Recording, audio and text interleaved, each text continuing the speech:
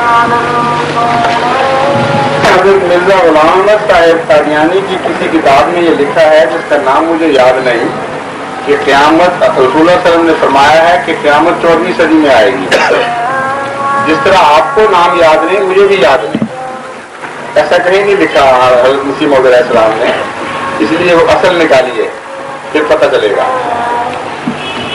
فرضی اعتراضات ہیں، بعض استنباط ہیں جن کے نتیجے میں حضرت مسیح موعود علیہ السلام نے اپنے مخالفین کو الزامی جواب دیے ہیں، اور ان میں بعض باتیں ہیں مجھے اس کی یہ دوبارہ نہیں ہے جو اس طرح یہ لکھ رہا ہے.